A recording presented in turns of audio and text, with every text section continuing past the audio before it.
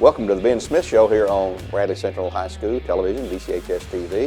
You can also watch these videos on YouTube as well as Facebook, Bradley Facebook there. I'd like to welcome Ben Smith, longtime coach, former wrestler here at Bradley Central, former assistant coach, still on staff here as a teaching role. So Ben, how long have you been here at Bradley? I mean, just go back, when did you wrestle here as a student, and how successful? Did you win a state title? I did not win a state title here. Uh-oh. I got third twice. I know. Yeah. Yeah. That's okay though, because that was part of my story. Mm-hmm. You know, I wanted to be one as bad as that was the one thing I wanted. Yeah. But the Lord had some other plans for me. I placed third twice and was hungry to go to UTC and follow in the footsteps of Coach Logsdon and Coach Jackson. And you know, had I won one, I probably would have been complacent. And you know, it tends to give me the motivation to not want my wrestlers to experience that loss that I did, you know. Yeah. And I only lost 9 times in high school. I just lost 2 of them at the wrong time, you know. Still pretty good record. It's okay, you know. I mean, it's okay, you know. But I think about it every day. Mm-hmm. But, you know, it's those losses that kind of motivate me as a coach. It's like, man, you know, because we love our kids, you know. Like if I had to experience it, it's like parenting. You don't want your kids to experience the negative things that you've experienced. And right. So that's kind of, I think about that every day, and I've made my peace with that. But as far as my coaching, you know, I mean, I wrestled here from 96 through 99, graduated in 1999, and then I wrestled at UTC from 99 to 03, and I've been back here ever since. And I was assistant coach to legendary Steve Logsdon for 8 seasons, and now I'm in the 10th year of my head coaching reign here. And like Coach Reuter said, 10 years. I'm on a decade now. And like Coach Reuter said, unless they fired me since yesterday, I think I'm still the head coach. As far as you know. Yeah. Well, the Bradley program obviously is known statewide and around the South as one of the most elite programs in the whole country, actually. And you were telling me you had 69 state champs as individuals, 170 medalists, 26 state team titles, and 14 runner-ups. I mean, goodness gracious. I mean, that's like I said, it's like the sort of the Maryville football is Bradley wrestling here, and we've talked about this before, but you have to go through Bradley County area, Cleveland, Bradley County, to win a state, Bradley Central. You're going to have to do that. That's the way it is anymore. Yeah. And you know, if you want to expand that, I'm at the I-75 South corridor. You know, I'm at between. You throw Hamilton County in the mix. Right. You know, which our region includes Soddy Daisy. You know, the last state title that was not Bradley Central or Cleveland was Soddy Daisy. Mm-hmm. And then, you know, you throw in the powerhouses of Baylor and McCallie. And that's true. Pretty much the rest of the state does not like our 25 well, I can see why 50-mile radius around here, you know. But so, who around the state? I know Wilson Central's a name that seems to pop up over there, and up in Knoxville there's a couple of teams, I think. But you know, who's traditionally? Traditionally, you know, Science Hill over the past decade has been really good. Wilson Central for a little over a decade now has been really good, and Dobbins Bennett has been kind of growing. West Tennessee, Arlington, which is why we have a dual meet with them here this year, and you know, Knoxville. You know, a lot of those schools that are very competitive there. Since we've realigned, they'll be in a smaller classification next year, so we're going to be losing some of them.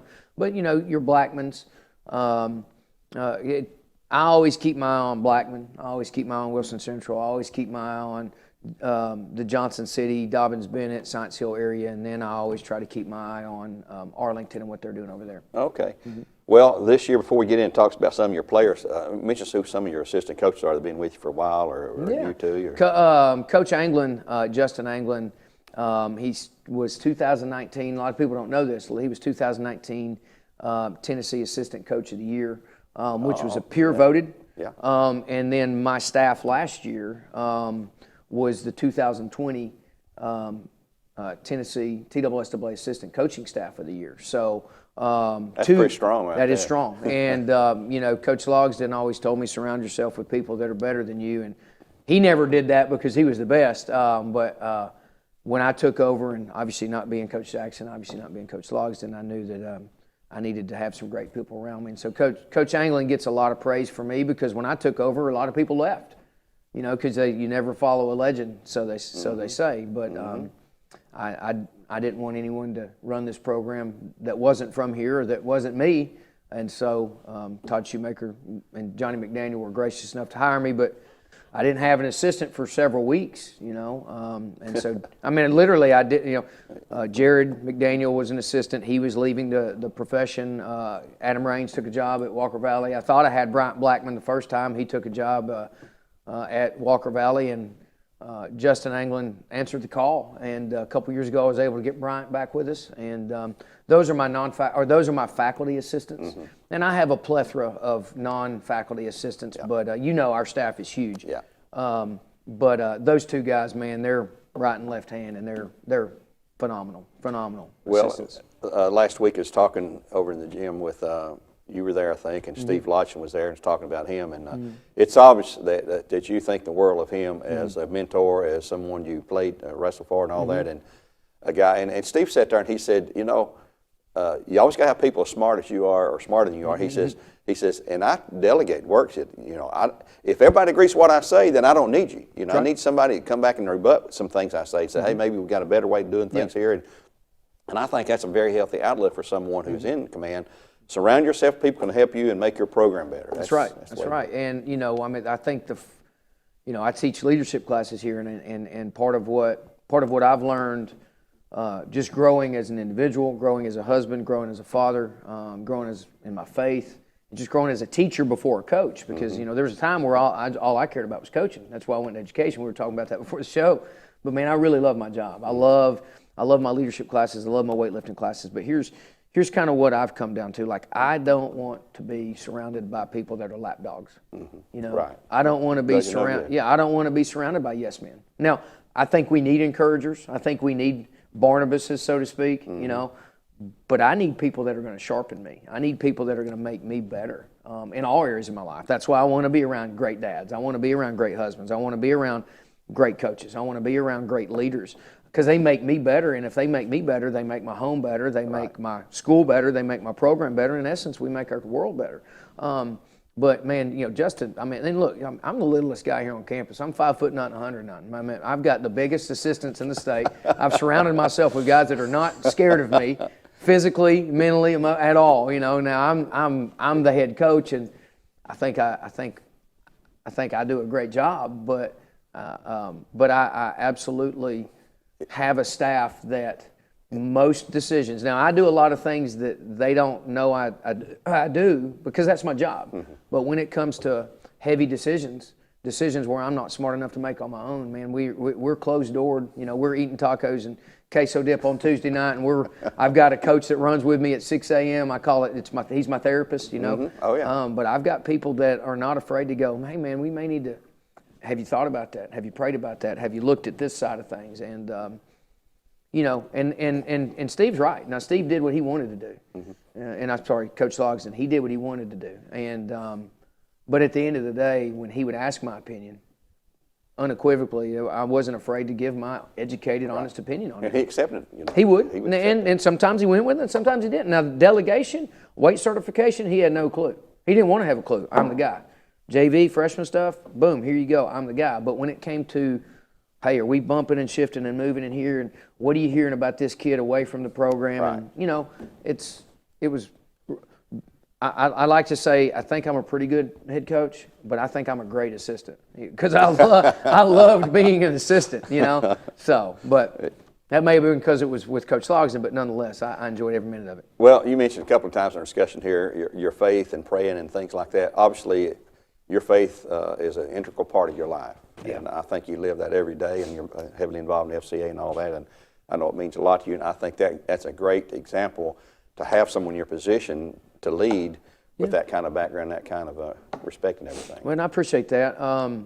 You know, Coach Jackson and Coach Logsdon always preached, you know, I mean, the values that they identified before I took over was character, pride, and intensity. And I kind of added to that with the values of, that's on the mat. Now, I kind of separated it a little bit, but look, these are things that they just beat into us. And off the mat, we talk about character, humility, and integrity. So those are kind of our core values here at Bradley Central Wrestling. But, you know, Coach Logsdon and Coach Jackson, man, they preached morality. They preached, going back to Bill Chief Robertson, hey, big guy, be good people, be good humans, treat people the way you want to be treated. Like, faith or not, like, just be kind. It's a lot more, it takes a lot more energy to be negative and to be pessimistic than it does to be positive and to be an energy giver versus an energy drainer. And man, I can't, and that's why to this day, outside of my faith and outside of my family, Coach Logan and Coach Jackson, man, like I couldn't work, even if I wanted to, I couldn't work anywhere else because, man, I love being around those guys. Yeah. Because they're good. Very positive. They're good dudes. They're good guys. Yes, and, you throw the faith wrinkle on there, man, and that's just, I went from teaching being my calling to now teaching and coaching is just my mission. And, my goal every day is to reflect Christ everywhere I go. And while I'm doing that, leave everything that I've been in, around, or doing, leave everything around me better than when I found it. That's a great philosophy. And if I can do that while I'm teaching and coaching, then good things happen, Let's talk about this year's team. Sure. Who do you have returning that we're going to know about, and who do you expect great things from, who maybe some of your up-and-coming guys? That's a loaded question because just do what you can. Quarantine was good for me. I needed a little bit of a break. Our team needed a little bit of a break. And we followed protocol, and we did what was safe and what was right and what was acceptable. And, we usually have a big off season, and we couldn't. But we were able to start back in June. Now, we had some things in place that were legally acceptable for on the club scene for those that really wanted to compete, needed to compete, they did. But that didn't start up until June, and we were still very careful with things like that. But we started back up with our conditioning in June and July. And then obviously preseason cranked up in August. But man, there's just such a breath of fresh air around our program right now. If the head's sick, the body's sick. And our staff, man, we're clicking right now. We have 5 points of emphasis for the season, and one of them is culture change. There were some things we needed to clean up, and I'll be the first to say that. Culture change, and then we need to be good teammates, and because we're pretty good. We were third last year, probably should have been in the finals. We finished fourth in the traditionals, probably should have finished second or third. The difference between fourth and first, the difference between third and second for us is like tiny, tiny bits. And so to us, it was culture and character flaws and teammate. So we started focusing on those things, and we had enough break from each other. The guys that needed to rest, rested. I needed a mental break. I got to learn how to be a dad and just, it's the first time in 25 years I'd not been to a summer workout, because I was daddy daycare, Right. But everything has kind of been grooming, and we're very sophomore heavy. We're very freshman, sophomore. We might only have 1 or 2 seniors that start this year. But we've been looking toward this year and next year and the following year for several years now, since we graduated that stud class of 2017, and we won those 3rd and 4th state titles under our tenure. But I think we're going to be, Lord willing, we have a season we get to finish. I think we're going to be in the state finals, and I think we have a shot at winning a 27th and a 28th state title. And now I think that every year, but some years I'm maybe being a bit unrealistic, and I'm probably being me. But we legitimately in the next few years, this year included, have a shot at winning some more state titles. And now Cleveland is really good. Wilson Central is really good. And guess what? I think we're really good. And I know Dobbins-Bennett is really good. But look, man, I'm telling you, what we've got coming, what we have, these kids are working. They're wonderful kids. I've got a couple state medalists back. Easton Lipsey, returning state medalist. Taryn Gosnell Patterson, returning state medalist. And then I've got some kid. Luke Belcher should have been a state finalist last year. He wasn't. But where we graduated, and we only graduated 5 seniors. Now, that was a talented, quality, not quantity group of kids. We were so deep last year that, man, you replace Ethan Wilson, state runner-up, with Bryson Terrell, who's rolling out, probably being number 1 or number 2 ranked kid in the state. Easton Lipsey goes up to 120. Well, guess what? His little brother, probably going to be ranked in the top 4 in the state, coming in at 113. Wow. So you got the Lipsey brothers, and they're pastors' kids, so they're salty. Like, they are mean. Like, I couldn't let them challenge each other last year based off the parents' request, because they like, Ben, we don't need that at home. And then you've got your Luke Belchers. Yeah. you know, who's just, I mean, you know, you open the dictionary and Bradley wrestler, there's Luke Belcher. Yeah. You know, legendary coach of legendary, son of legendary coach Brent Belcher, who's on my staff. And then, you know, our upper weights. You know, we've got some middle weights there. Austin Lynn, he's one of our seniors, 2-time state qualifier, probably will be on the podium this year. Chase Stansberry, possibly a starter and another senior, state qualifier, should be on the podium this year. And then you get into our heavyweights. And, man, football is good to us this year. We've got a bunch of footballers out. Yesterday was the first day I got them out. And you've seen Knox Watson. He's a sophomore. Yep. I mean, he's, in the words of Damon Floyd, he's a warrior. And, man, that kid just brings it.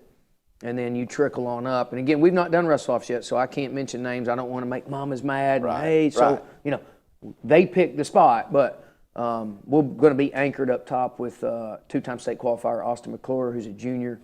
And, man, he is – I had to bring in some bigger bodies to practice with him. You know, Coach Blackman, he's been at home with his kids for a couple days. And Coach Anglin, he's kind of handling my girls, which I'm sure that's kind of our segue to our girls. But I had to call some people. I'm like, hey, I need some bodies up here to practice with McClure because he's a big boy and he's in a good spot.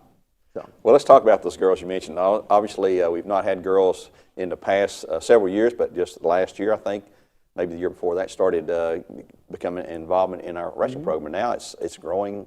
It's growing, quite a bit. yeah. You know, and again, you know, and I've put our administration on notice. You know, like we had 2 girls last year. You know, we hear a lot about, you know, here's one thing that the school across town is doing. Like they're officially they've thrown, like, we're officially starting a girls program, which means I don't know their setup, but usually that means there's a supplement, there's an assistant supplement. You know, like they're rolling it out like this is an official sport at Cleveland High School. Well, we want to do that here because girls wrestling is growing. It's growing across the nation. And look, at the end of the day, it's about opportunities. That's what I love about JROTC. It's an opportunity for kids to get involved. It's what I love about broadcasting. It's an opportunity for kids to get involved. We have, what is it? The video gaming. Yeah. I can't even think of it. Esports. We have esports. That's opportunities for kids to get involved. Yeah.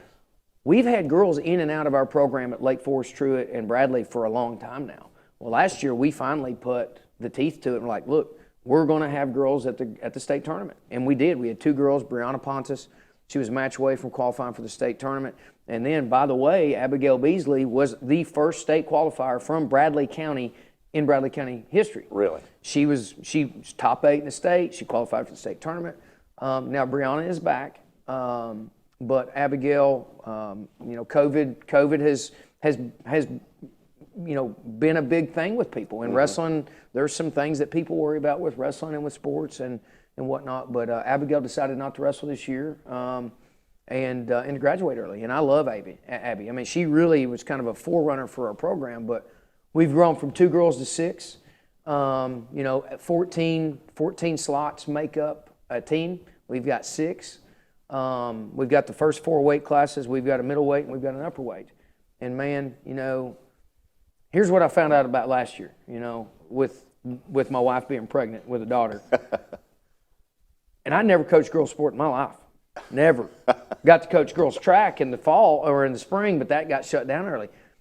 It has been so fun for me to learn how to interact, not just with females in the classroom, but with females on the sports side of things.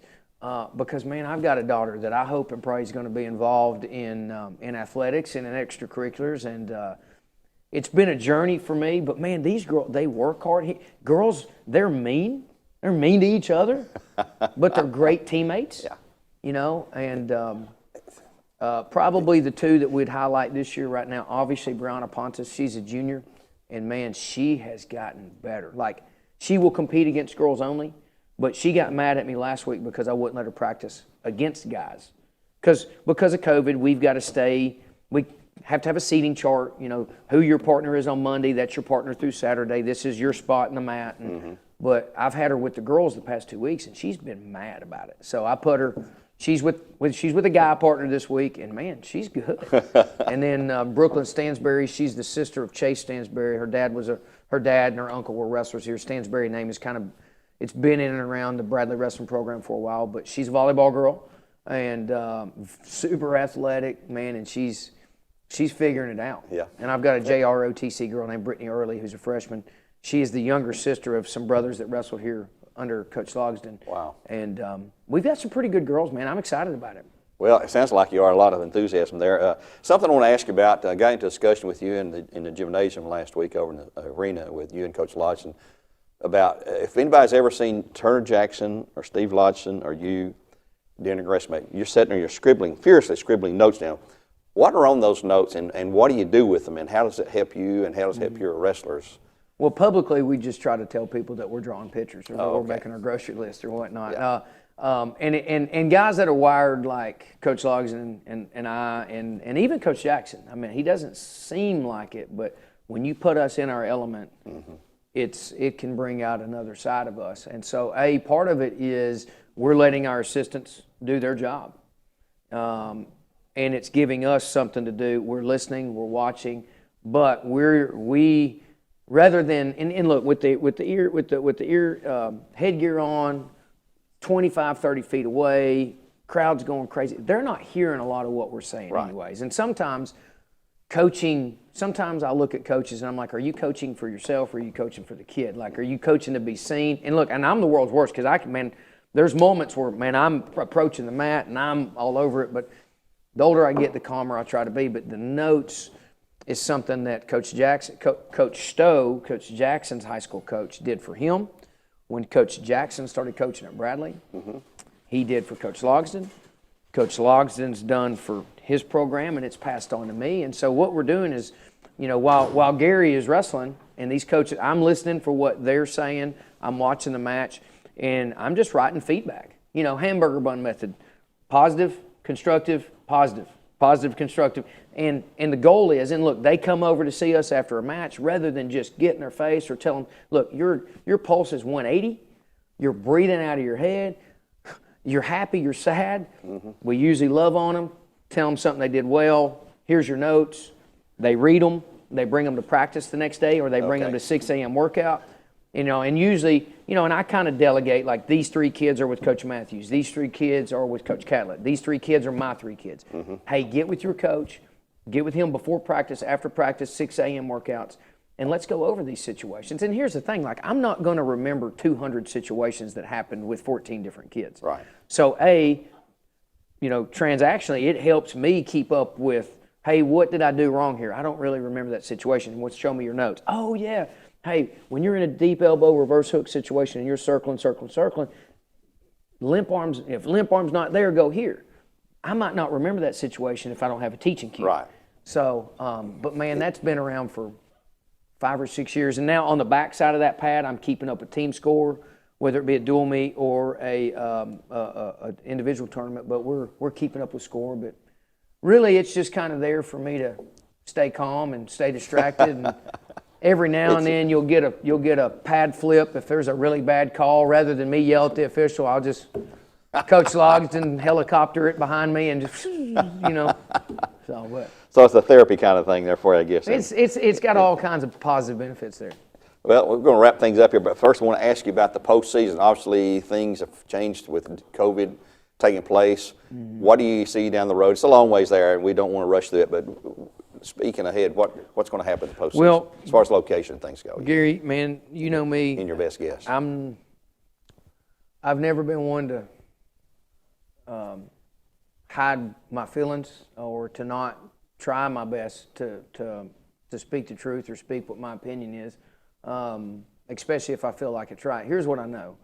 If we want to have a postseason and we can mitigate this virus, then the TSSAA will do what they want to do. Right. If they want us to have a postseason and we as a wrestling community do our part, which we've been doing for decades, by the way. We've been wrestling with cold and flu and MRSA and staph and ringworm and skin infections for years. Wrestling is a clean community because our ability to compete depends upon, even more so than anyone else's, our health. We've been cleaning shoes, putting TheraWorks on. We've been medically fogging our room. We've cleaned mats, wall pads. Like, we've been doing this for decades.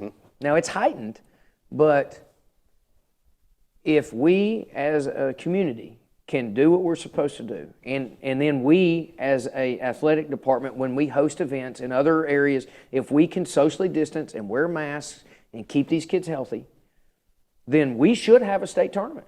Now, if we are willing, asterisk year of 2020, to modify what that looks like, but these seniors, they need to have a postseason. Oh, yes. If football, Yes. if football can have a postseason, if volleyball can have a postseason, you know, agree people with talk about winter indoor sports. Well, there was a fall indoor sport that people want to not talk about for some reason. Wrestling and basketball should have postseasons if we can safely mitigate this virus. And I'm telling you, if there's like coaches, we don't coach for, most coaches don't what? We coach for our kids, and we want our kids to have a postseason. Right. And I will be so extremely disappointed for my kids and for my program and just in general if we don't have a postseason. So we're willing to modify that. There's coaches like myself that are kind of preemptively trying to put together something if worst case happens, a push, a delay, or a cancellation. I'm telling you, and wrestlers by nature, we're fighters. Like, Yeah. you cancel a postseason, you cancel something, you're going to TWS. And Mark Reeves, who is a wrestling guy, he's a great dude. I love Mark Reeves. He knows it. He knows it's going to come. But right now, the TSSAA venue that we've traditionally had, Williamson County Ag and Expo Center, is a COVID testing site, and it will be a COVID vaccination site. So it can't host the state tournament this year, which, in my opinion, is a good thing. So Chattanooga and other areas are trying to put bids out to host the state tournament as far as the individuals go. My opinion, which again, you know, I'm not real smart. I've been hitting the head a lot. You know, my opinion, outsource the duels. You know, small school, girls, AAA, private. Bradley Central High School has hosted the state duels 2 times before. In 1995, I was a spectator because I was a freshman and I was a Truett. 1998, I was on the team and got to win a state title in my gym. It used to be a rotation of the state duels and then a conglomerate effort, a come-together effort for the state traditional. No reason we can't do that now. Now, if we've got to drop to a 16-man tournament, we got to, hey, let's have a region, let's do a sub-state, let's get those numbers down, and then let's do a state tournament and have a smaller state bracket. Okay. You can't tell me there's not convention centers that can't host this. Right. You can't, we do what we want to do, Gary. If you want to lose weight, you'll lose weight. You know, if I want to get healthier, I'll get healthier. If I want to have Christmas at the Smith House, we'll have Christmas at the Smith House. If we want to have a state tournament and we can safely mitigate this virus, you can't tell me we can't have one. Well, now, safety is number one. I'm talking about safety. If it's not safe, by golly, asterisk, we'll hug and love on our seniors and we'll do the best job we can to honor them. But I think we should and could as long as it's safe. Well, the unknown is what we all worry about. Nobody knows what's going to happen today or tomorrow as far as that goes. But we certainly appreciate your time, for a busy schedule you've got, getting ready for the wrestling season coming up. And when is your first match coming up? We will have we will send our backup JV squad, our best backups, to a varsity tournament at Hickson on the Saturday after Thanksgiving, which I believe is that the 30th, 28th? Be the 29th. 28th, 29th. Monday's the 1st. Vandergrift Duels. We'll have our varsity or our travel squad, our backup non-starters at Hickson that Saturday. We'll wrestle a tri-meet at, we'll open our region schedule at McMinn County. We'll have a big JV event. We'll have some of our girls wrestle, and then Howard will be there, which is in our region next year. Howard, Union County, pretty much a conglomerate of, hey, we're going to have a bunch of teams so Bradley can get some matches, but it will be an official match. Yeah. And then we really open the season on December 3rd with Baylor at Baylor. Well, that'll be a challenge. Baylor is, Baylor's Baylor. Baylor's Baylor. Like Bradley's Bradley. They've got a different set of rules that they can operate under, and if I had their campus and that money, I would want to be one of the best teachers. I would want to be one of the best programs in the nation, and they've made a point. We're going to have a premier program, not just in the state, not just in the South, but in the nation. And so we'll wrestle some of the nation's best Tuesday night at Baylor. Thursday. So we're excited. Well, that's going to be fun there. But we're going to wrap it up here on the BCHS.TV. This has been, I'm your host, Gary Ownbey, with Ben Smith, the head wrestling coach here at Bradley Central for the past 10 years. 10 years. Got a decade under his belt now. Wish him the best. Stay injury-free, stay safe, And we'll have these weekly interviews beginning in a couple of weeks throughout the season, and we'll have a wrestler or so with us as season progresses, and hope you tune in and watch these on Facebook, YouTube, and or on bchs.tv. Until then, next time we'll say God bless for now, and go Bears.